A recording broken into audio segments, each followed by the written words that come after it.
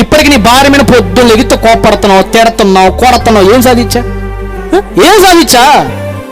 నీ భర్త అంటే పర్లేదు, తిరిగి నువ్వు తిట్టావు, నువ్వు అమ్మన బూతులు తిట్టావు, నువ్వు బండ బూతులు తిట్టావు, ఏం సాధించా? నీ భర్తను తిట్టుకొని ఇప్పుడు ఎలా ఉంటుంది అంటేనండి, భర్త ఏదో తిట్టాడు అనుకోండి, అది తీసుకెళ్ళి మళ్ళీ పుట్టింట్లో చెప్పుకుంటుంది.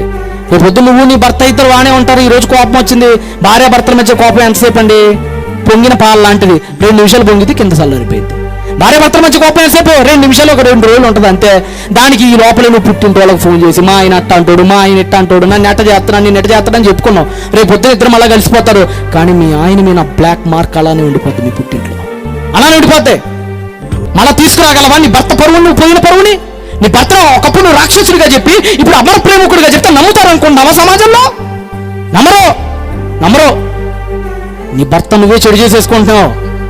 నీ భార్య కోపన్నప్పుడు మిమ్మ దగ్గరికి వెళ్ళి ఇది ఎలాంటిది, ఇది ఇలాంటిది, అది తిరిగిపోతో తాగుపోతా అని చెప్పావు అనుకో, ఏమైపోద్ది?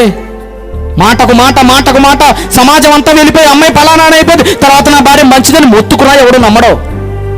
ఎప్పుడైనా ఒకటి గుర్తుపెట్టుకుని, గొడవలు జరిగినప్పుడు తొందరపడి భార్య భర్త మీద కానీ, భర్త భార్య మీద కానీ, కోడల అత్త మీద కానీ, అత్త కోడల మీద కానీ అనవసరంగా పక్కింటోళ్ళకు చెప్పి మీ కుటుంబాలను చులకన చేసుకోకండి ప్రియులారా.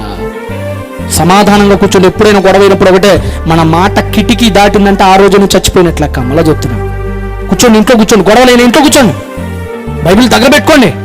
ఏది న్యాయమో ఏది అన్యాయమో సమాధానపూర్వకంగా తేల్చుకోండి. అంతటితో తెగిపోవాలి. ఫస్ట్ రోజే చెప్పాను మీకు. అబ్రహాం ఏమన్నాడండి మొదటి రోజున? మనము బంధువులము కనుక బంధువుల మధ్య గొడవలు ఉండకూడదంటే భార్య భర్తల మధ్య గొడవలు ఏంటయ్యా నీచంగా? బంధువుల మధ్య గొడవలు వద్దని అబ్రహాం సమాధానం పడితే అత్త కోడల మధ్య గొడవలు ఏంటి, మామ అల్లుల మధ్య గొడవలు ఏంటి చెప్పండి? చాలా చండాలంగా, చాలా నీచంగా లేదా? ఆలోచించండి, బుర్ర పెట్టి ఆలోచించండి. మీ కుటుంబాలను కట్టుకుంటారో కూల్చుకుంటారో అది మీ మాట తీరు మీద ఆధారపడి ఉండిద్ది. మీ ఆయన ఏదైనా తగ్గిపో, రేపు పొద్దున చూసుకుంటూ తగ్గిపో. మీ ఆవిడ ఏదైనా తగ్గిపో, రేపు పొద్దున చూసుకుని తగ్గిపోవటం నేర్చుకోండి. ఎప్పుడైనా ఒకళ్ళు తగ్గారంటే ఆ కుటుంబం ఆరోగ్యక్షేమంగా ఉంటుందండి, అంతేనండి.